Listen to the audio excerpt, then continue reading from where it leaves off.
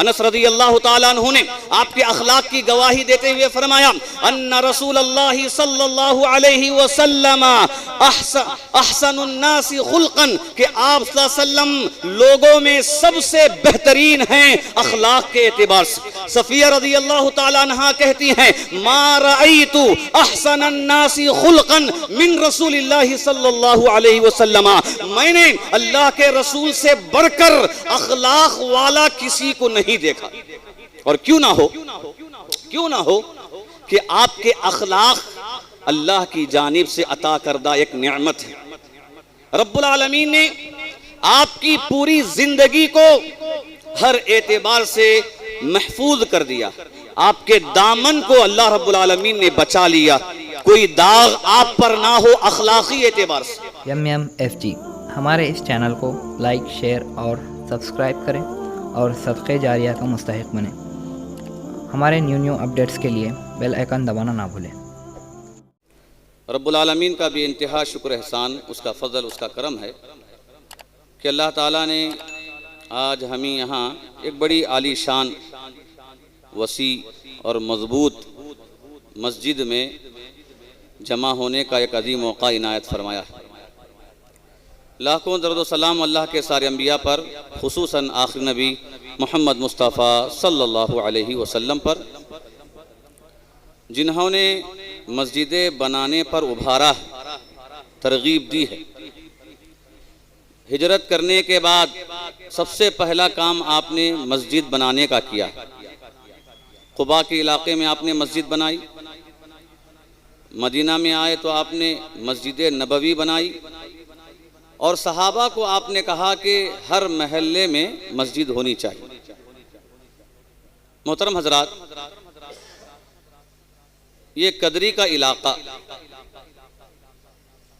اسلامی تعلیمات کے اعتبار سے کیسا ہے، یہاں کے مسلمانوں کے کیا مسائل ہیں، آپ بہتر انداز میں جانتے ہیں، لیکن پھر بھی اللہ کا فضل ہوا، اس کی توفیق ہوئی کہ رب العالمین نے جماعت اہل حدیث یہاں پر قائم کی، اور ان کی ایک مسجد کی بھی بنیاد رکھنے کا موقع عنایت فرمایا، پھر اس مسجد کو وسیع اور مضبوط بھی کیا۔ گویا کہ اب اس علاقے میں اس جماعت کی ایک پہچان، اس جماعت کا ایک نام، دوسرے مسلمانوں کے ساتھ الحمدللہ اللہ کے فضل کے ذریعے اس جماعت کا بھی ایک چرچا۔ لیکن ایسے وقت میں جماعت اہل حدیث کے افراد پر بڑی ذمہ داری عائد ہوتی ہے، کہ صرف یہ ذمہ داری نہیں کہ ہم مسجد بنائیں اور یہاں نمازیوں کا انتظام کریں، یہ تو حق ہے، ضروری ہے، اس مسجد کے ذریعے ہی سارے کام انجام دیے جا سکتے ہیں۔ ایک مرکز ہے جہاں پر لوگ جمع ہوں گے، اپنی اصلاح کریں گے، اپنے خاندانوں کی اصلاح کریں گے، اپنے معاشرے کی فکر کریں گے، لیکن اس کے ساتھ ساتھ احباب جماعت کی یہ بڑی ذمہ داری بنتی ہے کہ اس مسجد کے ذریعے اپنے پورے گاؤں کی اصلاح کی فکر کریں، اپنے پورے گاؤں میں توحید کا پرچم لہرانے کی فکر کریں، توحید کی دعوت کو عام کرنے کی کوشش کریں، شرک کو، بدعات کو، خرافات کو مٹانے کی فکر کریں، اس لیے کہ یہ مسجدیں اللہ کا نام لینے کی جگہ ہے، یہاں اللہ کا نام لیا جاتا ہے، اللہ کی عبادت کی جاتی ہے، اور اس کے ذریعے دوسروں کو اللہ کی عبادت کرنے والا بنایا جاتا ہے۔ وَأَنَّ الْمَسَاجِدَ لِلَّهِ فَلَا تَدْعُوا مَعَ اللَّهِ أَحَدًا، یہ مسجدیں اللہ کے لیے ہیں، یہاں اللہ کے سوا کسی اور کو نہیں پکارا جا سکتا۔ محترم حضرات، جیسا کہ ابھی ہمارے سامنے یہ باتیں آئیں کہ مسجد کے بہت سارے کام ہیں، مسجد کے ذریعے معاشرے کی اصلاح کے طور پر بہت سارے کام کیے جا سکتے ہیں، ان میں سے ایک بہت ہی اہم اور بنیادی کام ہے۔ توحید کے بعد، ایمان اور اسلام کے بعد، اطاعت و بندگی کے بعد سب سے ضروری اور اہم کام اخلاق کی درستگی ہے، آداب کی درستگی ہے، باطن کی اصلاح ہے۔ ظاہر کے اندر جو چیزیں انسان دوسرے ماحول کی وجہ سے اپنایا ہے، ان ساری چیزوں کا خاتمہ۔ اللہ کے رسول صلی اللہ علیہ وسلم کی یہ سنت ہے کہ آپ صلی اللہ علیہ وسلم مسجد کے ذریعے ہی صحابہ کی تربیت کیا کرتے تھے، اور یہ مسجدوں کو بنانے کا حکم یہ اللہ کا حکم ہے۔ رب العالمین نے مسجدیں بنانے کا حکم دیا ہے اور کہا کہ یہ مومنین کی ذمہ داری ہے، نمازیوں کی ذمہ داری ہے۔ انما یعمر مساجد اللہ من آمن باللہ والیوم الآخر واقام الصلاة وآت الزکاة ولم یخش الا اللہ۔ بے شک مسجدوں کو وہی بناتے ہیں یا بے شک مسجدوں کو وہی آباد کرتے ہیں جو اللہ پر ایمان رکھنے والے، آخرت کے دن پر ایمان رکھنے والے ہیں، نماز پڑھنے والے ہیں، زکوٰۃ دینے والے ہیں، اور اللہ کے سوا کسی سے نہیں ڈرتے۔ اگر ڈرتے ہیں تو صرف اللہ سے ڈرتے ہیں۔ حق ہے کہ ایسے لوگوں کو اللہ تعالی ہدایت یافتہ بنا دے۔ تو گویا کہ اہل حدیث اور احباب اہل حدیث کی یہ ذمہ داری بنتی کہ وہ اس گاؤں کے اندر جس قدر توحید کو عام کرنے کی فکر کریں تو اسی قدر اخلاق کی درستگی کی بھی فکر کریں۔ کیوں؟ ایک انسان اسی وقت کامل انسان بنتا ہے، اس کے بعد ایمان آ جائے، توحید آ جائے، تو توحید کے ساتھ ساتھ اس کے اخلاق بھی درست ہیں۔ اللہ کے رسول صلی اللہ علیہ وسلم نے کہا اکمل المؤمنین ایمانا احسنہم خلقا، کہ مومنین میں کامل ایمان والا مومن وہی ہے جس کے اخلاق درست ہوں۔ اور آپ نے فرمایا البر حسن الخلق، نیکی اچھے اخلاق کا نام ہے، والاثم ما حاک فی صدرک وکرہت ان یطلع علیہ الناس۔ گناہ یہ ہے کہ آدمی کوئی کام کرتے ہوئے ہچکچاتا ہے، دل میں ڈر پیدا ہوتا ہے کہ اگر لوگوں کو معلوم ہو جائے تو لوگ کیا کہیں گے، لوگوں کے علم میں آ جائے تو لوگ کیا کہیں گے، انسان ڈرتا رہتا ہے۔ تو آپ نے فرمایا یہ گناہ ہے اور اچھے اخلاق یہ نیکی ہے۔ ابن عثیمین رحمہ اللہ کہتے ہیں اس حدیث میں اچھے اخلاق کو نیکی کا نام دیا گیا، اور اچھے اخلاق کا تعلق اللہ سے بھی ہے اور بندوں سے بھی۔ اللہ سے اچھے اخلاق کا مطلب یہ ہے کہ اللہ کی بندگی صحیح معنوں میں کی جائے، اللہ کی اطاعت صحیح معنوں میں کی جائے، یہ اللہ کے ساتھ اچھے اخلاق ہے، اسی کو نیکی کہا گیا۔ اور بندوں کے ساتھ اچھے اخلاق یہ ہے کہ انسان اپنی ذات سے، اپنی طرف سے کسی کو تکلیف نہ دے، نہ آنکھوں سے، نہ کانوں سے، نہ زبان سے، نہ اپنے اعضاء سے، نہ اپنے مال سے، نہ اپنے دبدبے سے، نہ اپنے خاندانی افراد سے، کسی بھی اعتبار سے کسی کو تکلیف نہ دے۔ ایسا کوئی کام نہ کرے جو شریعت کے خلاف ہے، اور ایسے کام سے اپنے آپ کو بچا لے کہ جس کے گناہ کو دیکھ کر دوسرے گناہ کرنے پہ آگے بڑھ جائے۔ اور یہ مسجد یہ ادب سکھاتی ہے۔ یہاں پر بندہ آتا ہے، نماز پڑھتا ہے خاموشی کے ساتھ، سکون و اطمینان کے ساتھ، تو گویا کہ مسجد تعلیم دیتی ہے کہ انسان اپنی پوری زندگی میں ایسا ہی سکون و اطمینان کے ساتھ رہے، آوازیں نہ کرے، شور و شغب نہ کرے، اور یہاں بیٹھنے کے بعد اللہ اللہ کرتا رہتا ہے، اپنے دل میں بھی اللہ کا تصور رکھتا ہے، خیال رکھتا ہے، اپنے دل کو پاک و صاف رکھتا ہے، اپنی زبان سے اللہ کے ذکر سے اپنی زبان کو رطب کر دیتا ہے، تر کر دیتا ہے، اور یہاں ہر طرح کے تکلیف دہ اعمال سے، برے کاموں سے انسان اپنے آپ کو بچا لیتا ہے۔ تو یہ مسجد کی تعلیم ہے کہ انسان مسجد میں جس طرح رہتا ہے ویسے ہی مسجد سے باہر جانے کے بعد بھی رہے۔ یہ تربیت کی جگہ، اخلاق کو سیکھنے کی جگہ۔ محترم حضرات، اخلاق کی جو تعلیم شریعت کے اندر دی گئی یہ ایسی تعلیم ہے کہ دنیا میں آج لوگوں کے بنائے ہوئے جتنے بھی مذاہب ہیں، کسی اور مذہب میں وہ اخلاق کی تعلیم کہیں نہیں، آداب کی تعلیم کہیں نہیں، صرف اسلام کے اندر ہی وہ اخلاق کی تعلیم۔ رب العالمین نے اللہ کے رسول صلی اللہ علیہ وسلم کو مبعوث کیا نبی بنایا تو نبی بنانے کے بعد آپ صلی اللہ علیہ وسلم نے جہاں توحید کی دعوت دی، شرک سے روکا، اور اس کے ساتھ ساتھ آپ صلی اللہ علیہ وسلم نے اخلاق کی بھی تعلیم دی۔ کیوں؟ اس لیے کہ جس جگہ پر آپ آئے تھے وہاں کا ماحول بد اخلاقی میں بہت ہی اونچے مقام کو پہنچ چکا تھا۔ زناکاری عام تھی، شراب نوشی عام تھی، جوا بازی عام تھا، قتل و غارت گیری کا بازار تھا، لوٹ مار کھسوٹ کا کام بہت زیادہ لوگوں کے درمیان پایا جاتا تھا، عفت و پاک دامنی کا ذرا بھی خیال نہیں تھا، جھوٹ، چغل خوری، غیبت اور لڑائی جھگڑے کے نوبتیں بہت زیادہ وہاں پر پائے جاتے تھے۔ ایسے وقت میں ایسے لوگوں کے درمیان ان کے اخلاق کو درست کرنے کے لیے اللہ کے رسول صلی اللہ علیہ وسلم کو رب العالمین نے مبعوث کیا، اور اس کا ذکر خود اللہ نے قرآن مجید کے اندر کیا۔ هو الذی بعث فی الامیین رسولا منہم یتلو علیہم آیاتہ ویزکیہم ویعلمہم الکتاب والحکمہ۔ وہی ہے جس نے امیین میں سے رسول کو بھیجا۔ یہ رسول اس کی آیتیں پڑھتا ہے، لوگوں کا تزکیہ کرتا ہے، انہیں کتاب و حکمت کی تعلیم دیتا ہے۔ وَإِن كَانُوا مِن قَبْلُ لَفِي ضَلَالٍ مُبِينٍ، اگرچہ کہ لوگ اس سے پہلے بڑی گمراہی میں، واضح گمراہی میں مبتلا تھے۔ سب سے بڑی گمراہی ان لوگوں کی شرک ہے، بت پرستی ہے، اور یہ بہت بڑی گندگی ہے۔ گناہوں میں، اخلاقی بگاڑ میں سب سے پہلا نمبر یہ شرک اور بت پرستی کا ہے۔ تو گویا کہ بڑی گمراہی میں تھے، اور اس کے بعد اس شرک کی وجہ سے ہر طرح کی برائیاں ان کے اندر پائی جاتی تھی۔ لوگوں کی اصلاح کے لیے اللہ کے رسول صلی اللہ علیہ وسلم کو رب العالمین نے مکے کی سرزمین میں پیدا کیا۔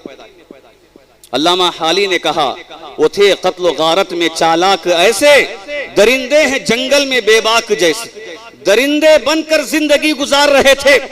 اللہ تعالیٰ نے آپ کو انسانوں کو انسانیت کا درس دینے کے لیے وہاں پر مبعوث کیا، اور اسی قدر یہ بات بھی بتائی گئی وہ بجلی کا کڑکا تھا یا صوت ہادی، عرب کی زمین جس نے ساری ہلا دی۔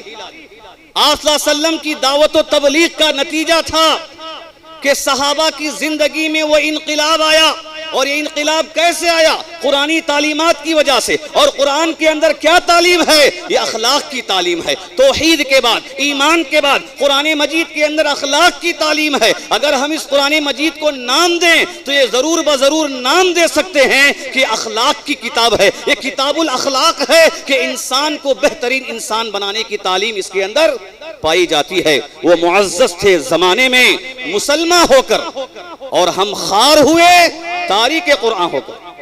قرآن کو چھوڑنے کی وجہ سے آج ہمارا ایمان کمزور ہے، آج ہماری توحید میں کمی ہے، آج ہمارے اندر شرکیہ اعمال، اقوال، افعال پائے جاتے ہیں۔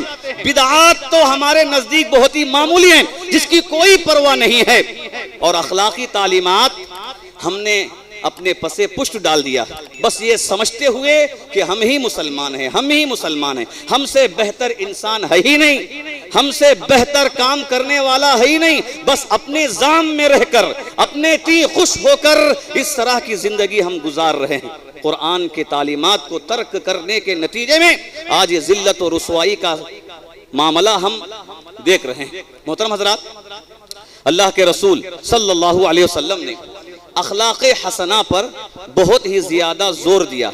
آپ کی تعلیمات کو اگر ہم دیکھیں، ہر تعلیم میں کہیں نہ کہیں اخلاق کا ذکر ہمیں ضرور ملے گا۔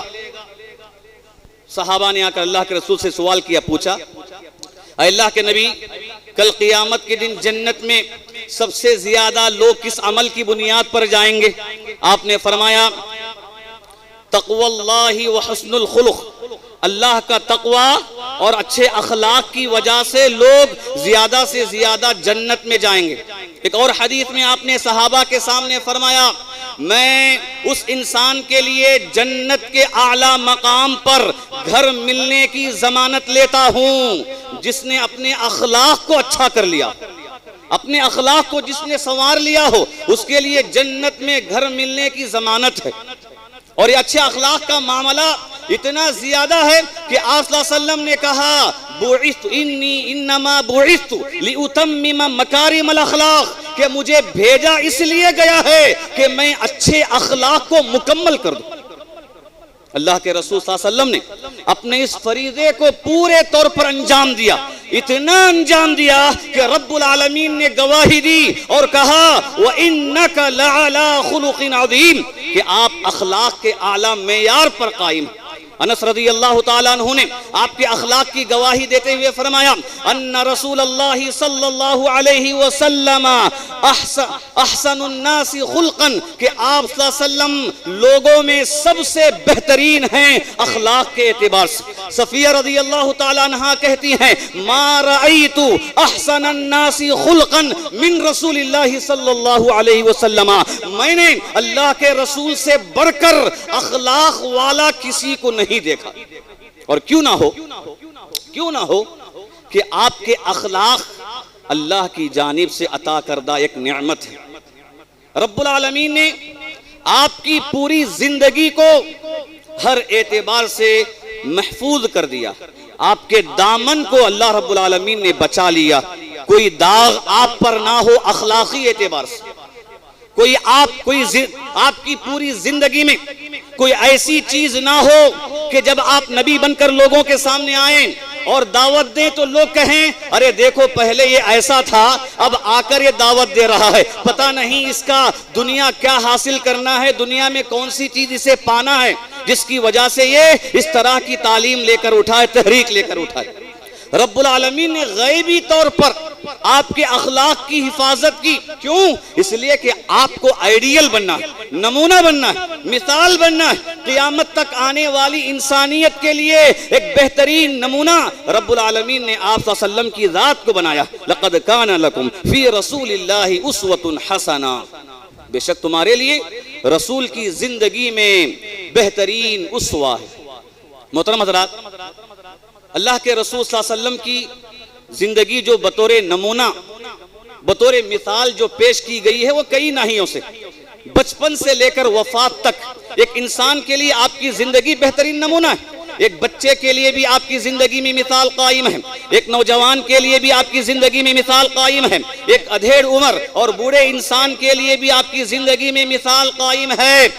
اور انہی مثالوں میں سب سے ایک بہترین مثال جو آج کے ماحول کے لحاظ سے ہمیں اپنانے کی ضرورت ہے وہ مثال ہے خیر خواہی کرنا، غم خواری کرنا، دوسروں کے کام آنا، دوسروں کا ساتھ دینا۔ یہ اللہ کے رسول صلی اللہ علیہ وسلم کی زندگی کی بہترین مثال ہے۔ نبی بننے سے پہلے بھی اس میں آپ کی مثال قائم ہے، اور نبی بننے کے بعد بھی آپ صلی اللہ علیہ وسلم نے اس صفت کو اپنایا اور اسی کی تربیت صحابہ کی۔ غم خواری، خیر خواہی کا جذبہ آپ کے اندر بہت زیادہ تھا، کیوں؟ اس لیے کہ آپ رحم دل تھے، رب العالمین نے آپ کے دل کو رحم والا بنا دیا تھا، رحمت للعالمین جو بنا کر آپ کو بھیجا ہے یہ غم خواری کرنے کے لیے، خیر خواہی کرنے کے لیے، صرف نصیحت کرنے کے لیے نہیں ہے کہ ہم لوگوں کو بولتے رہیں ان کے کچھ کام نہ آئیں، اور اگر ہم بولتے رہیں خود عمل نہ کریں، ایسا نہیں، بلکہ اللہ کے رسول صلی اللہ علیہ وسلم کی زندگی جس قدر کہنے میں تھی اسی قدر عمل کرنے میں تھی۔ اور یہ بات طے ہے کہ انسان اسی وقت مقبول ہوتا ہے جبکہ جو وہ کہتا ہے ویسے ہی عمل کرے۔ اگر اس کے قول و فعل میں تضاد ہو تو کبھی انسان مقبول نہیں ہوتا، لوگوں میں چہیتا نہیں بنتا۔ اور آپ صلی اللہ علیہ وسلم دشمنوں کے نزدیک بھی محبوب تھے، دشمنوں کے نزدیک بھی چہیتے تھے۔ مکے کے اندر آپ کے کتنے دشمن تھے؟ ان دشمنوں میں النضر بن حارث ایک بہت بڑا دشمن تھا۔ دیکھا کہ آپ دعوت دے رہے ہیں، اسلام کی طرف بلا رہے ہیں، مکے والوں نے میٹنگ کی اور کہا کہ بھائی آپ کی دعوت کو کیسے ہم روکیں، کیا طریقہ ہو سکتا ہے کہ آپ کی دعوت کو روک سکیں؟ بعض نے مشورہ دیا ہم لوگوں کے پاس جا کر کہیں گے کہ آپ جھوٹے ہیں، بعض نے کہا ہم لوگوں کے پاس جا کر کہیں گے آپ خائن ہیں۔ مختلف مشورے لوگوں نے دیے۔ النضر بن حارث آگے بڑھا، دشمن ہے، اور آگے بڑھ کر کہنے لگا قد کان محمد غلاما حدثا فیکم وَأَصْدَقُكُمْ كَلَامًا وَأَعْظَمَكُمْ أَمَنَةً۔ کہا کہ دیکھو یہ جو محمد نوجوان جو تمہارے درمیان ہے اس نے اپنی پوری جوانی تمہارے درمیان گزاری ہے، اور یہ تمہارے نزدیک بہت ہی مقبول انسان تھا دوسروں کے مقابلے میں، بہت ہی پسندیدہ انسان تھا دوسروں کے مقابلے میں، اور بہت ہی سچا انسان تھا دوسروں کے مقابلے میں، اور بہت ہی امانت دار تھا دوسروں کے مقابلے میں۔ تم خود اسے امین کہہ کر، صادق کہہ کر پکارتے تھے۔ اگر یہ باتیں لے جا کر تم کہو گے کہ وہ جھوٹا ہے تو بات لوگ کیسے مانیں گے؟ اگر کہو گے کہ خائن ہے تو لوگ کیسے مانیں گے؟ ایسا کرو کہ کوئی دوسری چال چلو، کوئی دوسرا پروگرام بناؤ۔ تو گویا کہ دشمن نے بھی آپ صلی اللہ علیہ وسلم کے اخلاق کا ثبوت دیا ہے کہ نبی بننے سے پہلے بھی آپ کے اخلاق اور دوسروں کی خیرخواہی کا جذبہ آپ کے اندر بہت زیادہ تھا، اور آج کے دور میں ہم مسلمانوں کو اس صفت کے اپنانے کی اشد ضرورت ہے، اس لیے کہ آج ہمارا ماحول کیسا ہے۔ اب ابوالکلام آزاد رحمہ اللہ جنگ آزادی کے مسئلے میں جب ہندوستان پاکستان الگ ہوا، اس وقت انہوں نے ایک جملہ کہا تھا کہ لوگوں پاکستان مت جاؤ، ہندوستان ہی میں رہو، اس لیے کہ جو تقسیم ہے وہ تقسیم خود خطرناک ہے، صحیح نہیں کہ ایک طرف مسلمانوں کو، دوسری طرف دوسرے مسلمانوں کو بانٹ کر رکھ دیا، اور یہ جو تقسیم لوگوں نے قبول کیا ہے یہ لوگ کبھی مل کر نہیں رہیں گے، مل کر کبھی نہیں رہیں گے، ضرور بضرور بہت جلد خود ان کے درمیان پھوٹ پڑے گا۔ اور ہم دیکھ رہے ہیں ایک پاکستان بن گیا تو دوسرا بنگلہ دیش بن گیا، دونوں نکل گئے، مل کر نہیں رہے۔ اور اسی قدر ایک اور بات ابوالکلام آزاد رحمہ اللہ نے کہا کہ آج جو مسلمان ہیں یہ ایسے مسلمان ہیں کہ کسی کی عمارت کو قبول نہیں کریں گے۔ آج کے مسلمانوں کی طبیعت ایسی بن گئی ہے کہ ہر ایک مسلمان اپنے آپ کو بڑا دیکھنا چاہتا ہے، امیر بننا چاہتا ہے، دوسروں کو اپنے ماتحت میں رکھ کر خود نگران ذمہ دار بننا چاہتا ہے، اور ایسے وقت میں مسلمان کبھی متحد نہیں ہو سکتے، اس لیے بہتر ہے کہ اس بٹوارے کو قبول مت کرو۔ اور یہ بات ہم آج کے دور میں دیکھ رہے ہیں، جو ابوالکلام آزاد رحمہ اللہ نے کہا تھا، یہ ان کا تجربہ تھا، تجزیہ تھا، انہوں نے لوگوں کے حالات کو محسوس کر لیا تھا، اور آج ہم یہ دیکھ رہے ہیں کہ ہم مسلمانوں میں یہ کیفیت اتنی زیادہ ہے کہ دوسروں کی خیرخواہی نہیں ہے، غمخواری نہیں ہے، بس دوسروں کے لیے نصیحت کی باتیں تک ہماری رہ گئی ہیں۔ غالب نے کہا یہ کہاں کی دوستی ہے کہ بنے ہیں دوست ناصح، کوئی چارہ ساز ہوتا، کوئی غم گسار ہوتا۔ اصل دوستی تو یہی ہے کہ کوئی کسی کا ساتھ دے، وقت نکال کر، مال دے کر، یا اپنے عہدے کا صحیح استعمال کر کے، اپنی عقل کا صحیح استعمال کر کے اپنی ذات کو دوسروں کے لیے نفع بخش بنائے۔ اگر کوئی بڑا بنا ہے بننے دے، بس دوسروں کی خدمت میں انسان لگ جائے۔ یہ اللہ کے رسول صلی اللہ علیہ وسلم کے اخلاق میں سب سے اعلیٰ اخلاق تھا کہ نبی بننے سے پہلے بھی آپ نفع بخش تھے، اور نبی بننے کے بعد تو اس صفت میں بہت زیادہ تھے، اتنا زیادہ تھے رب العالمین نے فرمایا فَلَعَلَّكَ بَاخِعٌ نَفْسَكَ عَلَىٰ آثَارِهِمْ، اے نبی ایسا لگتا ہے کہ ان کے پیچھے پڑ کر آپ اپنے آپ کو ہلاک کر لیں گے۔ اللہ کے نبی کا معمول تھا صبح ہوتے ہی امت کی فکر، شام ہوتے ہی امت کی فکر، یہاں تک کہ نماز میں دعا بھی کرنا ہو تو آپ اپنی امت کے لیے دعا کرتے تھے۔ عائشہ رضی اللہ تعالیٰ عنہ نے کہا اللہ کے نبی میرے حق میں دعا کیجیے، آپ نے کہا میرے حق میں دعا کیجیے۔ اللہ کے نبی نے دعا کی اللہم اغفر لعائشہ اللہم اغفر لعائشہ وسرها وظاہرها او کما قال، الفاظ حدیث میں یہ بات ہے کہ عائشہ رضی اللہ تعالی عنہا نے کہا اللہ کے نبی دعا کیجیے، آپ نے دعا کی اے اللہ عائشہ کی مغفرت کر دے، ان کے ظاہری اعمال کی مغفرت اور جو باطنی اعمال ہیں ان کی مغفرت کر دے۔ عائشہ رضی اللہ تعالی عنہا ہنسنے لگی۔ آپ نے پوچھا کہ عائشہ میری اس دعا پر تم ہنس رہی ہو؟ کہا اللہ کے نبی اب اس دعا پر نہ ہنسی تو اور کیا ہنسوں، میں تو خاص دعا کا مطالبہ کر رہی ہوں کہ آپ میرے حق میں کوئی خاص دعا کیجئے۔ تو آپ نے فرمایا کہ اے عائشہ سنو، یہ وہی دعا ہے جو میں روزانہ نماز میں میری امت کے لیے کرتا ہوں۔ یہ اللہ کے نبی کے جذبات، نفع بخش، ہر ہمیشہ نفع بخش بن کر زندگی گزارنا، غم خواری کرنا، دوسروں کے درد کو محسوس کرنا۔ آج ہم مسلمانوں میں یہ چیز مفقود ہے، ناپید ہے، بالکل کل عدم ہے. مختلف الفاظ آپ استعمال کر لیں، یہ چیز ہمارے اندر بالکل نہیں. غمخواری کی جذبات نہیں. چاہیے کہ ہم اپنے اندر یہ احساس پیدا کریں. جب نبی آپ بنے، خدیجہ رضی اللہ تعالیٰ عنہا نے آپ کو تسلی دی.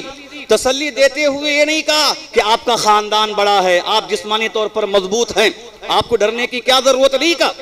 کیا کہا؟ کلا واللہ لا یحزیک اللہ ابدا انک لتصل الرحیم وتحمل الکل وتکسب المعدوم وتقری الضیف. کہ آپ کو اللہ ہرگز ضائع نہیں کرے گا. کیوں؟ آپ رشتے ناطے جوڑنے والے ہیں. کسی مجبور انسان کی مجبوری، اگر کسی کا بوجھ ہے تو اس کے بوجھ کو اٹھانے والے ہیں. آپ مہمان نواز ہیں، آپ لوگوں کی غمخواری کرنے والے ہیں. تسلی کے کلمات میں آپ کے اعلیٰ اخلاق کا ذکر کیا گیا. آج کے دور میں ہمیں اس چیز کو اپنانے کی ضرورت ہے. محترم حضرات، آج ہمیں اخلاقی طور پر جن چیزوں کو اپنانے کی ضرورت ہے ان میں سے ایک بہت بڑی چیز آپس میں محبت کرنا اور متحد ہونا. آپس میں محبت کرنا اور متحد ہونا آج ہمیں اس چیز کی اشد ضرورت. یہ بات یاد رکھیے، اللہ تعالیٰ نے اللہ کے رسول صلی اللہ علیہ وسلم کو نبی بنایا تو نبی بنانے کے اسباب میں یہ بات بھی شامل ہے کہ آپ کے آنے سے پہلے مکے کی سرزمین جزیرہ عرب میں لوگ مختلف فرقوں میں بٹے ہوئے تھے، خاندان قبیلے میں بٹے ہوئے تھے، بات بات پر لڑائی جھگڑے کا معاملہ تھا. اللہ تعالیٰ نے آپ کو وہاں بھیجا تاکہ آپ کے ذریعے سارے کے سارے لوگ متحد ہو جائیں. مکے کے اندر متحد ہوئے، مدینے کے اندر متحد ہوئے، اور مدینے میں جو دو قبیلے تھے اوس و خزرج، 100 سال تک یہ لوگ آپس میں لڑتے تھے، جھگڑتے تھے. لیکن آپ کے ذریعے، اسلام کے ذریعے رب العالمین نے ان سارے لوگوں میں اتحاد کو عام کر دیا. یہ اللہ کا انعام تھا، رب العالمین کی توفیق تھی. آپ کے ذریعے اللہ تعالیٰ نے متحد کر دیا. یہودیوں میں ایک یہودی تھا، شماس ابن اقیس. شماس ابن اقیس ایک یہودی تھا. اس نے کیا کیا؟ دیکھا کہ یہ مسلمان متحد ہوتے جا رہے ہیں، ایسا کوئی کام کریں کہ ان کے اتحاد کو توڑ دیں. مہاجرین صحابہ جو موجود تھے، انصار صحابہ موجود تھے، انصار ہی اوس و خزرج میں تھے. گئے جا کر پرانی جو اختلاف کی بات تھی اس بات کو رکھ دیا. پھر دوبارہ ان کے ذہنوں میں وہ پرانا خیال آیا. جیسے ہی اللہ کے رسول صلی اللہ علیہ وسلم کو یہ بات پہنچی تو آپ نے انصار صحابہ کو جمع کیا اور کہا کہ پھر یہ جاہلی بوباس کہاں سے آ رہی ہے؟ یہ تو جاہلی طریقہ ہے دوبارہ لڑنے جھگڑنے کا، آپس میں مختلف ہونے کا. اور آپ نے صحابہ کو نصیحت کرتے ہوئے فرمایا کہ اللہ تعالیٰ نے میرے ذریعے تمہیں متحد کیا. حنین کے موقع پر بھی یہی شیطانی چال تھی، صحابہ میں پھوٹ ڈالنے کی بات آئی. آپ نے سارے صحابہ کو جمع کر کے کہا، کیا صحابہ اس بات کو تم تسلیم نہیں کرو گے کہ اسلام کے آنے سے پہلے تم آپس میں بٹے ہوئے تھے، اللہ تعالیٰ نے میرے ذریعے تمہیں متحد کیا. سارے صحابہ نے تسلیم کر لیا کہ اللہ اس کے رسول کا احسان ہم پر بہت زیادہ. یہ بات طے ہے کہ اللہ کے رسول صلی اللہ علیہ وسلم کو رب العالمین نے جن چیزوں کے عام کرنے کے لیے بھیجا ان میں متحد کرنا بھی شامل ہے. اور آج ہمیں اس چیز کی ضرورت ہے. مسلمان آپس میں مختلف ہوتے جا رہے ہیں، بٹتے جا رہے ہیں. اگر میں کھل کر کہوں تو کہہ سکتا ہوں، جب ایک نئی مسجد بنتی ہے لوگ جوش میں رہتے ہیں، خروش میں رہتے ہیں، خوش رہتے ہیں. بس ذرے دن چلیں گے نفرتیں پیدا ہو جائیں گی، دلوں میں کدورتیں آ جائیں گی. اب انسان کیا کرے گا؟ چلو ان کی مسجد بن گئی، ہم دوسری مسجد بنا لیں گے. یہ آج ہم مسلمانوں کا المیہ ہے. افسوس کی بات ہے، لوگ یہ سمجھتے ہیں قوم پیسہ دے گی، جائیں گے چندہ کریں گے، قوم پیسہ دے گی. مسجدیں بنانے میں سب لوگ ہمیشہ تیار رہتے ہیں، ایک تصور ہے، لیکن کوئی یہ نہیں سوچتا اگر یہی قوم کا پیسہ جو آج ہم آپسی اختلاف میں لگا رہے ہیں ہمارے بچوں کی تربیت میں، ملت کے اتحاد میں اور معاشرے کی اصلاح میں لگائیں تو یہ معاشرہ کس قدر نکھر کر سامنے دکھائی دے گا. آج ہمیں اس بات کا احساس نہیں، بس سمجھتے ہیں کہ قوم دے دے گی، لوگ دیں گے، بنائیں گے. دیکھنے میں ایک آسان چیز ہے، لیکن کم سے کم مستقبل کے بارے میں سوچیں. جہاں ہم اپنے 20 25 50 لاکھ روپے خرچ کر رہے ہیں آپسی اختلاف کی بنیاد پر اگر اتنا ہی پیسہ ہم اپنے معاشرے کی ترقی میں لگائیں جیسے دوسری قومیں لگاتے ہیں، ہم بھی ان کے برابر ٹکر میں رہیں گے دنیاوی طور پر انشاءاللہ۔ ایک یہودیوں کا ایک واقعہ ذکر کیا جاتا ہے۔ اسرائیل میں مشورہ ہوا کہ یہودیوں کے لیے ایک بہت بڑا عبادت خانہ بنایا جائے، تو اس کے بڑے پوپ کے سامنے جب مشورہ آیا کہ ہم نے اتنے روپے جمع کیے ہیں تاکہ ہم ایک بہت بڑا عبادت خانہ بنائیں، تو ان کے پوپ نے کیا مشورہ دیا معلوم ہے؟ پوپ نے کہا کہ دیکھیے عبادت اگر کرنا ہے تو عبادت زمین میں کہیں بھی کی جا سکتی، اس کے لیے اتنے روپے خرچ کرنے کی ضرورت نہیں، بہتر یہ ہے کہ ان روپیوں کو اسکول میں کالجوں کے بنانے میں بچوں کی تعلیم میں لگا دیں تاکہ اس سے ہماری قوم مضبوط ہو جائے گی۔ اور آج یہی بات ہے کہ ہر طرف یہودیوں کا غلبہ ہے، بڑے بڑے کاموں میں، بینک کے معاملے میں، بڑے بڑے کمپنیوں میں، جو بڑے بڑے پروجیکٹ آج دنیا بھر میں عام ہیں ان میں یہودیوں کا غلبہ ہے۔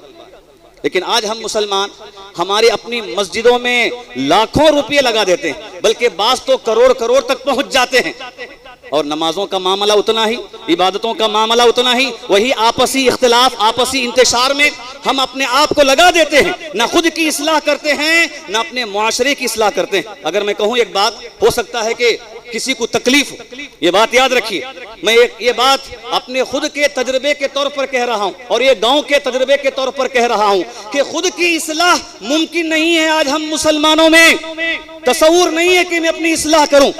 ایک آدمی سے ملاقات ہوئی، قدری کے آدمی سے، مسلمان سے ملاقات ہوئی، ایک مسئلہ تھا، مشورہ کیا گیا، نصیحت کی گئی، بتایا گیا کہ بھائی دیکھو اللہ کے رسول صلی اللہ علیہ وسلم نے کتنے بڑے بڑے دشمنوں کو معاف کر دیا، بڑے بڑے دشمنوں کو معاف کر دیا، جانی دشمنوں کو معاف کر دیا، بیٹیوں کو ستانے والے، بیوی پر الزام لگانے والے دشمنوں کو معاف کر دیا، اور اپنے چچا حمزہ کے کلیجے کو چبانے والے دشمن کو معاف کر دیا۔ یہ تو چھوٹا معاملہ ہے، معاف کر دو۔ تو کہنے والے نے کہا وہ اللہ کے نبی تھے اس لیے معاف کیا، میں نبی نہیں ہوں، میں معاف نہیں کرتا۔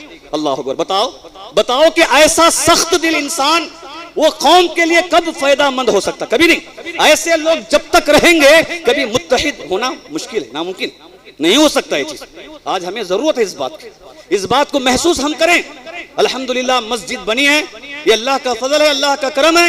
ایسے وقت میں چاہیے کہ ہم مسلمان متحد ہو کر رہیں اور آپس میں محبت کریں، دوسروں سے حسن اخلاق کو عام کریں، اچھا کردار پیش کریں۔